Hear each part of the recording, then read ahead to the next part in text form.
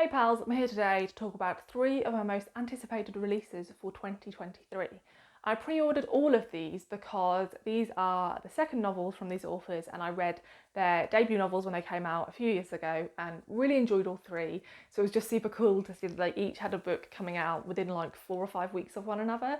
So I picked each of these books up on the day of release, and I think each of them I either read in one sitting on the day of release, or like I read most of it on the day of release and then finished it the following morning, which isn't something I do that often, even though I'm such an avid reader. So it really goes to show how readable and compulsive I found these novels. So I would recommend all 3. I'll briefly mention what they are and then I will get into the reviews. The first one is Tell Me What I Am. The first book by this author is A Crooked Tree, which I loved. The second is the highly anticipated Penance by Eliza Clark. Her first novel was Boy Parts.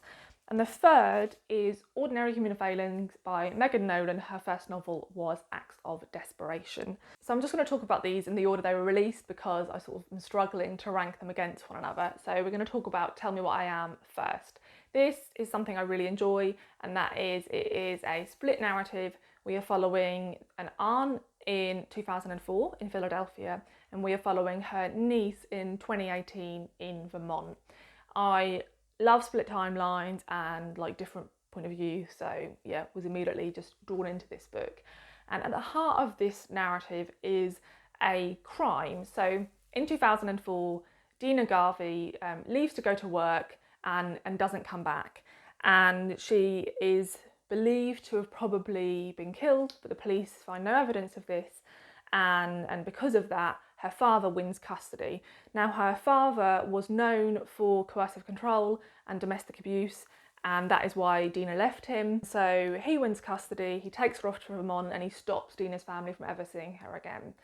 So the narratives are sort of coming towards one another in that you see from Nessa's perspective, who's Dina's sister, from 2004 onwards, you see how she's never really able to move on. She relays to you sort of the moment where Dina met this guy and how she sort of really quickly just changed as a person, and he controlled all aspects of her life. It's really well done in terms of how that sort of thing could happen, and how when somebody is being controlled to such a degree, it's really hard for friends and family to know what to do, because when they try and say anything negative about the partner, they're then pushed away. And so you watch everyone around Dina sort of being pushed away, and her then struggling even more to sort of come to anybody. It's really well crafted within the narrative. And then you follow from the point of Dina going missing, and you see as sort of all relationships around Nessa crumble because of her complete belief that her sister was murdered, and her unwillingness to ever let it drop and to just leave it as this cold case. I found her narrative really compelling. I just really liked her as a voice. I thought her life was really interesting. Una Mannion is Irish American, and Nessa and Dina are from a Irish American family.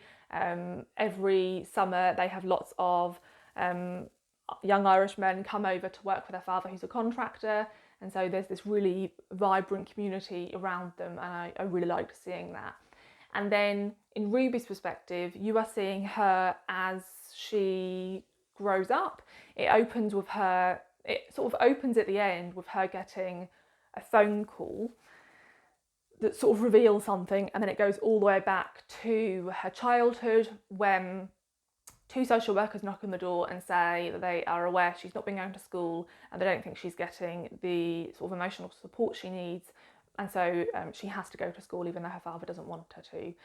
And you watch as she slowly becomes more inquisitive and starts to wonder more about where she came from, and starts to wonder why her father is so odd, and like why they're not allowed a post box, and why he's so secretive and controlling, and why her grandmother, who is her father's mother, seems so scared to tell Ruby anything. So it's sort of part this coming of age story around this really horrific secret, and this sort of trickle effect as Ruby starts to find out more and more things and starts to try to pull away from her father. There are quite a few points in this narrative where it is a bit like Heart in the Mouse situation, because you're quite scared of what the father is capable of, and you see that Ruby might be starting to try and push the boundaries, which you want her to do because you want her to have her freedom, but you also don't want her to do because there's this fear of what will happen when her father realises she's trying to, get more freedom.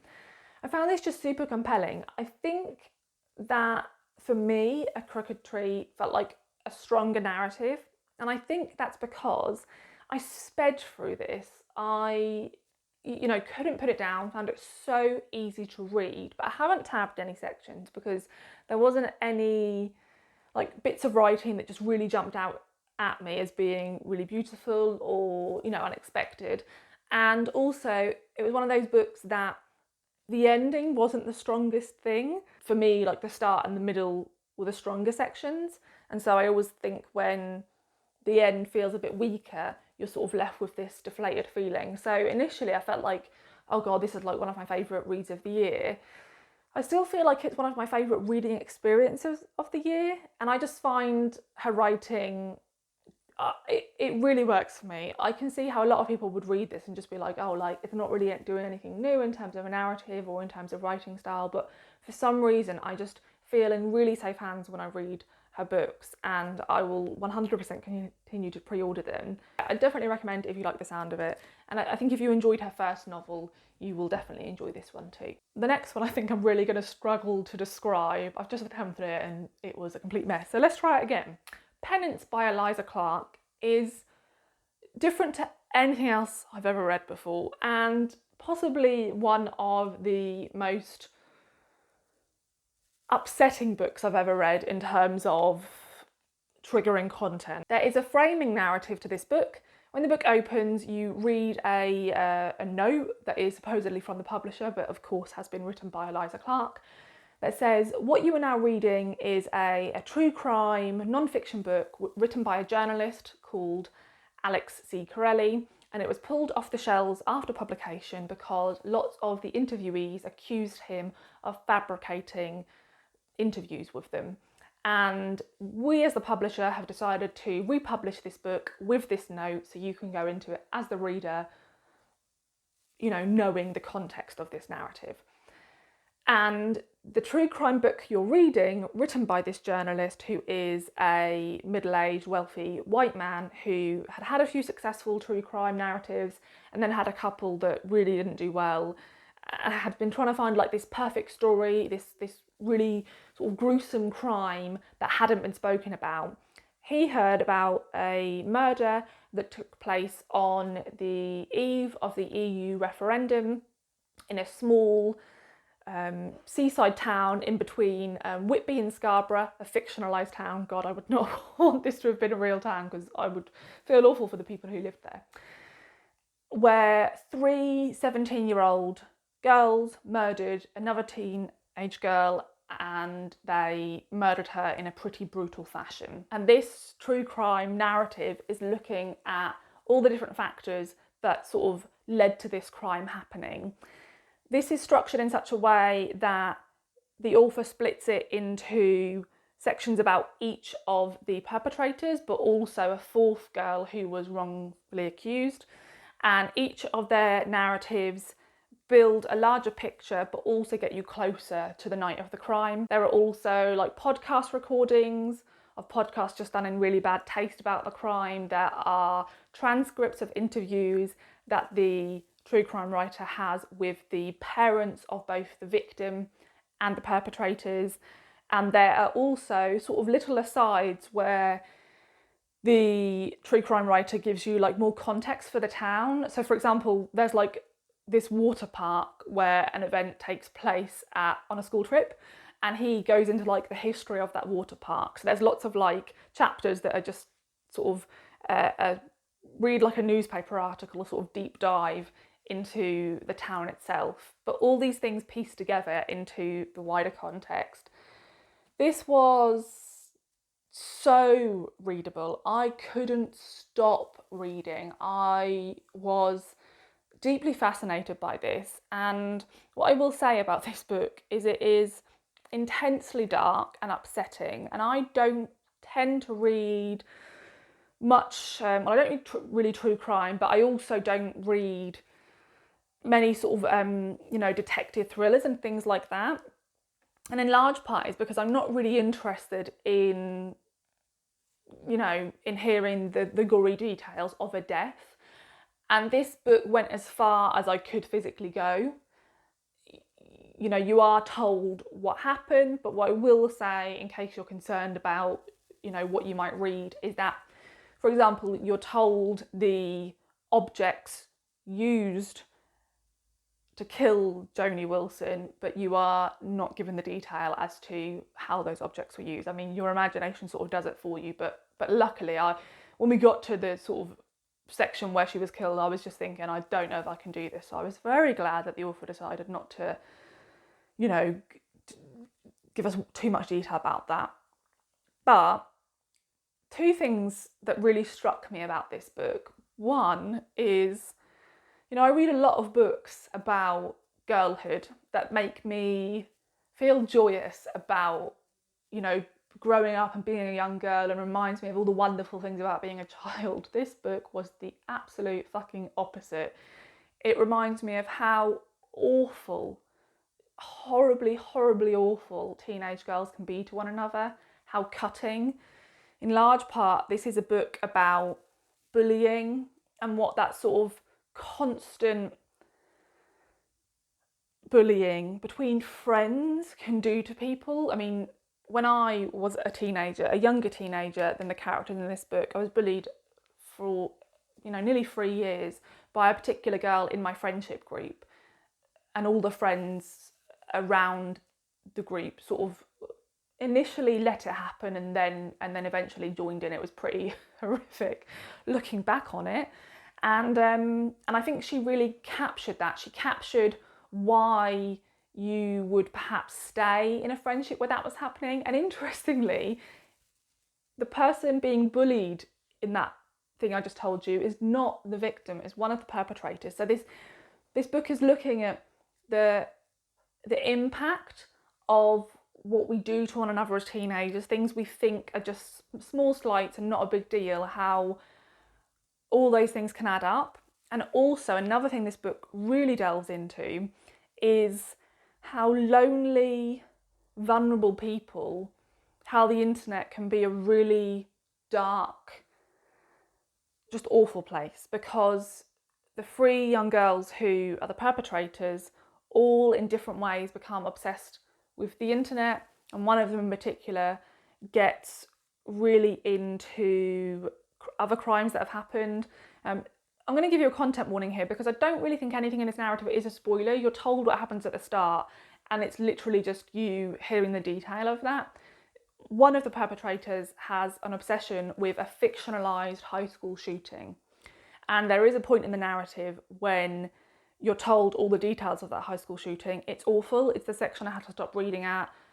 I'm not the sort of person who reads about, the detail of that sort of thing.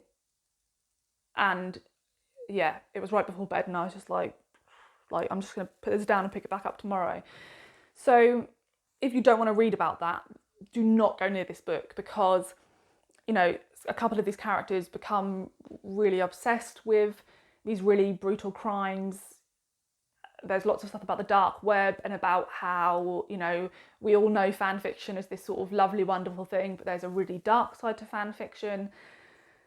And I thought what Eliza Clark did brilliantly in this book, other than just talk about, the type of bullying that teenage girls can do to one another, is she really captured a certain time in the life of the internet and what it was like being a teenager at precisely that time. I thought this was a really excellent look at a time that, almost feels historical in a way, and I don't think we've started to have narratives that look at this time period yet and look at the things it may have done to us as a culture, especially to young people. And so I hope there are more books that do this, but for me this felt like the first book that did that, and it stands alone for me in terms of the type of book it is. There is nothing for me that compares to it. Even though I've just said that this book feels singular to me, I don't think it was a complete success. For me, I felt like I was expecting a bit more from the ending. As I said, this is a story where you're told what happens at the start and then pretty much given more detail about it. But I thought more was going to be done with the framing narrative.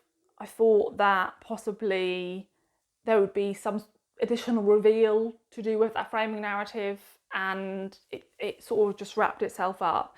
I will say that I am somebody who thinks deeply about true crime and how people consume it as a form of entertainment. And I also am somebody who always considers what made anyone commit a crime, no matter how horrific that crime may be. And so there's a part of me that just thinks maybe other people who don't already think about these things so much and aren't already in such agreement with Eliza Clark would like get a bit more out of this in terms of just considering the themes. There's things in this book that to other readers who maybe have a different relationship with true crime and maybe enjoy true crime and don't necessarily consider the ethical implications of it, they could find this book a bit more like revelatory than I did. So I'll be really interested to hear what other readers think. But if you can stomach this book, I'd really recommend it because it felt like such a journey. It's a book I'll definitely reread. So yeah, that is Penance by Eliza Clark. And lastly, we have Ordinary Human Failings by Megan Nolan. This is going to be a really interesting book to describe because the blurb, and probably now me, will make it sound like something it isn't. This is set in the 1990s in London, and it opens with a young, ambitious journalist called Tom finding out he is going back to a woman's flat to have sex with her. He finds out that a child in the apartment block has gone missing, and the next morning the body of this 3-year-old child is found beside the wheelie bins, and she has seemingly been strangled by a 10-year-old girl who also lives in the apartment block. He calls the editor, he's like, I've got this great story, like it's going to be so dark and twisted, you know, cannot wait to write it down. They're like, great, pay for the family of this 10-year-old girl to get put up in a hotel and find out all the gory details, basically. And so rather than be, you know, look into this crime and a look into, you know, what happens to the young girl, Lucy, this book is actually a look into what led this family to be in this situation. And it is a look at ordinary human failings. What I love about this is that, you know, the thesis of this book is that a family can be so lonely and depressed and in a really dark place, not because of some big epic event, but because of ordinary sad things that happen to individuals. But when you have many of those and they sort of keep trickling on you, it can make for a devastating life. And so you're watching this journalist who's hoping for one of the family members to reveal this big, juicy, dark secret that he can put all over the front page. And of course, none of them can give him that because nothing like that has happened to them. And instead, what you get is a look back on each of their lives. You see from the mother's perspective, you also see from the perspective of the grandmother who has died, and from the perspective of the uncle and the grandfather. And you just look at the circumstances of their lives, you know, at points when they feel like they were getting on the right path and then this thing happened that just changed the trajectory of their lives. It is brilliant. I've tagged quite a few points in this book because she is such an intelligent writer. The way she articulates her thoughts about the nature of loneliness and depression and the choices people make in order to not succumb to shame, or, you know, especially with the mother's storyline, she makes a decision to have this child at quite a young age, in large part because she chooses to ignore the fact that she is so blatantly pregnant, because she's had this belief instilled in her that she is better than all the other women around her, that she is, you know, almost this goddess. And so because of that, she cannot accept that something so mundane as an unplanned teenage pregnancy can be happening to her.